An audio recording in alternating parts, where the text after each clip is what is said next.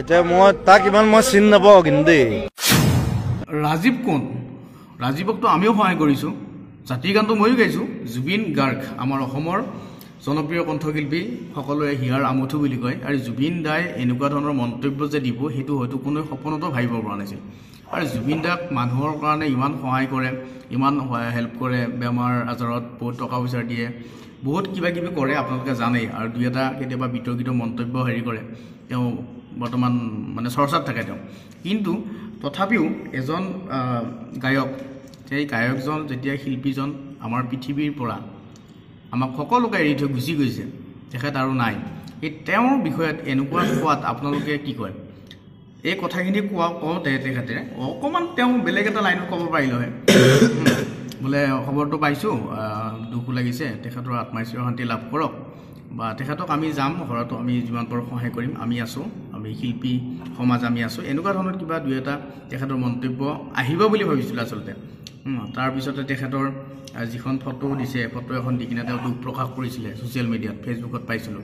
তাৰ যিখিনি কমেণ্টখিনি আপোনালোকে যদি পঢ়ে, তাতে বহুতে লিখিছে, ককাইদেউ আপুনি দেৰিকৈ সাৰ পালে নেকি, ককাইদেউ আপুনি শুই আছিলে নেকি, আপোনাৰ নিচা ফটোৱা নাই নেকি, এনেকুৱা ধৰণৰ কমেণ্টছ আমি দেখিবলৈ পাইছোঁ, হয়তো আপোনালোকে দেখিবলৈ পাইছে। কিন্তু জুবিন গাৰ্গ এজন সাৰ্থক জুবিন গাৰ্গ বুলি যিটো পৰিচিত ডক্টৰ উপাধিও তেখেতে লাভ কৰিলে, তেখেতে এনেকুৱা ধৰণৰ মন্তব্য কৰাটো মানে মোৰ হিচাপত বুলিয়ে নহয়, গোটেই অসমবাসীয়ে যিখিনিয়ে তেখেতৰ এতিয়া চৰ্চাত আছে, তেখেতৰ এই ভিডিঅ'টো খুব ভাইৰেল হৈ আছে, ফেচবুকত হওক, ইউটিউবত হওক, গোটেই ছ'চিয়েল মিডিয়াৰ প্লেটফৰ্মবিলাকত। তেওঁ এনেকুৱা ধৰণৰ মন্তব্য দিয়াৰ আগত এবাৰ ভাবিব লাগিছিলে, কাৰণ ৰাজীৱ খতীয়া কোন?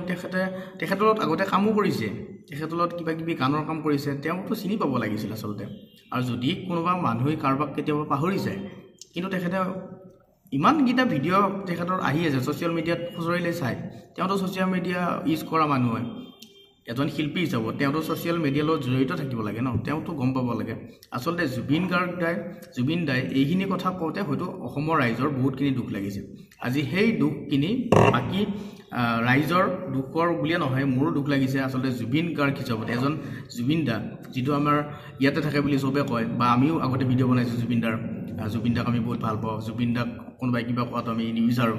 আৰু তেনেকুৱা ধৰণৰ জুবিন দা এজনে, সেই জুবিন দাই যিটো জুবিন দাৰ কাম কৰে তেতিয়া ভাল লাগে, কিন্তু জুবিন দাৰ এই বস্তুখিনি, এইখিনি যিটো ভিডিঅ' ক্লিপ বৰ বেছি এতিয়া ভাইৰেল হৈ আছে ছ'চিয়েল মিডিয়াত, সকলোৱে ভিডিঅ' বনাই আছে, ট্ৰল কৰি আছে। চ' সেইখিনি কথা আচলতে তেনেকৈ ক'ব নালাগিছিল, কথা কোৱাৰ অকণমান লাইনটো মানে তেখেতৰ বেলেগ হৈছে। আচলতে এজন জনা শুনা ব্যক্তিয়ে যেতিয়া এনেকুৱা ধৰণৰ কথা কয় ন, অকণমান বেয়া লাগে।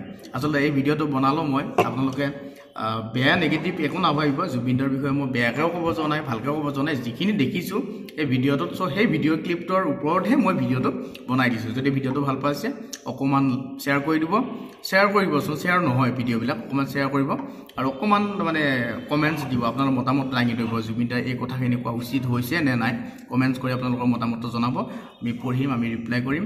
আৰু লগতে লাইক এটা কৰি দিব, লগতে আপোনালোকৰ মোৰ এই পেজটো, ফেচবুক পেজটো যদি ফেচবুকত চাই আছে, আৰু যদি ইউটিউবত চাই আছে, ইউটিউবৰ চেনেলটো ছাবস্ক্ৰাইব কৰিব, ফেচবুকত চাই আছে আপোনালোকে ফেচবুক পেজটো ফ'ল' কৰি ৰাখিব। এনেকুৱা ধৰণৰ ভিডিঅ' মই ডেইলি দিবলৈ চেষ্টা কৰোঁ। জয় অসম।